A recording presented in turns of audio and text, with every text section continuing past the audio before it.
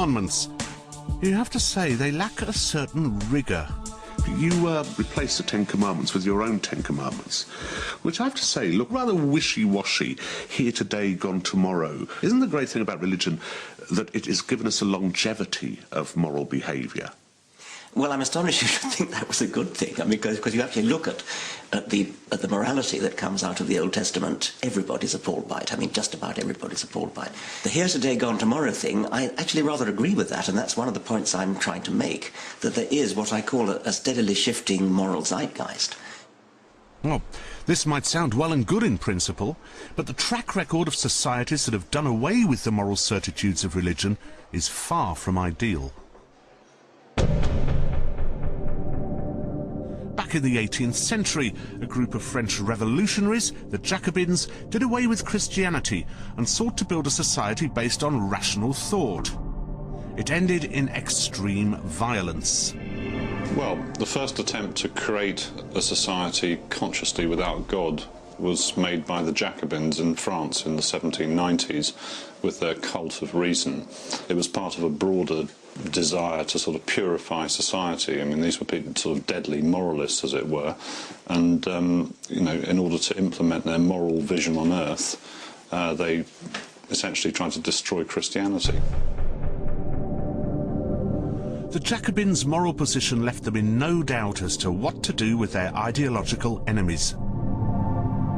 In Western France alone, they killed about 250,000 people who had attempted to adhere to the old religion. The Jacobins weren't having this. They just slaughtered them. The Jacobins were not unique. Burley points out that societies which have rejected God have not escaped mankind's violent nature.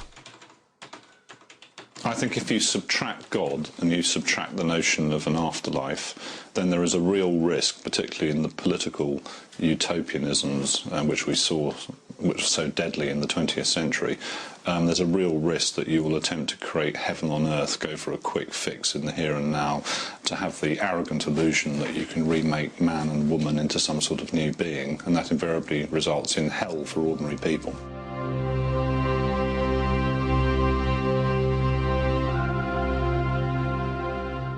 This is Vladimir Nikiforov, a Catholic priest who is chaplain at Royal Holloway College.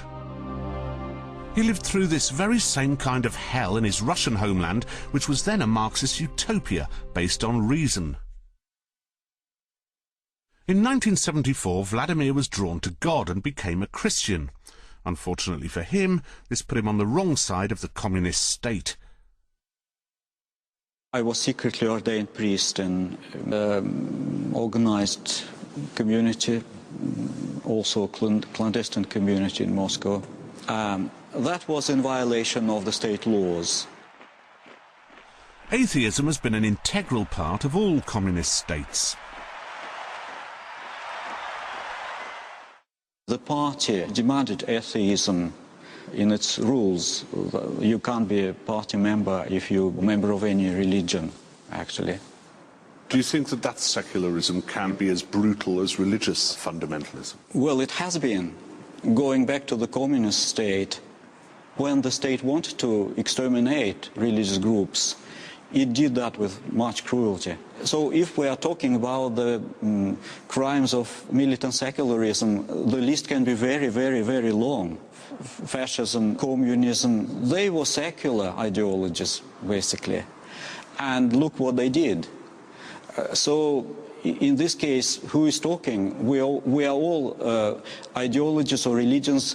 We all have criminal record in the past, and we should be humble about that, I suppose. Atheists don't go out to kill for other people's beliefs. Forgive me for mentioning Hitler, Stalin, Catholic. Mao. No, they weren't. Stalin killed 20 million people. Yeah, but he was a Confucian. Oh, come on. That is that is wriggling of the most ludicrous kind. So it was an atheistic system. Yeah, but they don't go out to kill in the name of atheism. That's really the point. I think it really is incidental that Stalin was an atheist. Stalin didn't do his dreadful deeds in the name of atheism. He did them in the name of well, a kind of Marxism. But surely that's the crucial point, that once one particular set of values has been removed, one way of living, another one has to fill its place. We're human beings, and that's what we do. Yes, well, is there a sort of vacuum which needs to be filled when religion goes? That is arguable. It is possible that humans are so weak that they actually do need something like a religion. And if you sweep away Christianity, what you're going to get is something like Stalinist Marxism.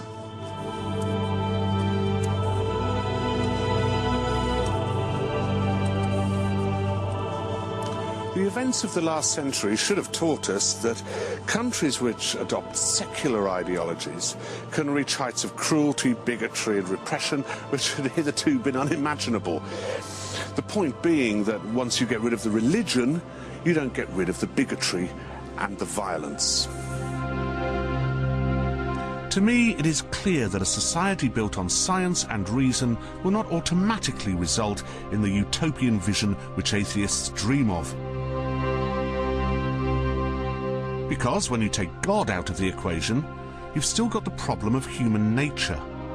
Now, it's not religion, it's not anti-religion, it's not politics that's the problem, it's human nature itself. That things that inspire us, that we feel are really, really important, may make us do some very, very good things.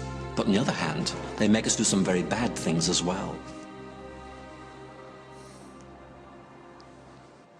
Atheists have become terribly preoccupied with destroying God and religion, and it's the absolute certitude with which they do this and the contempt sprayed upon those who fail to share their disbelief that worries me a little bit. History has shown us that it's not religion so much that's a problem, but any system of thought which insists that one group of people are inviolably in the right, whereas the others are in the wrong and thus must somehow be punished. The true scientific position, of course, is that there may be a God. And there may not be a God. Why can't we leave it at that?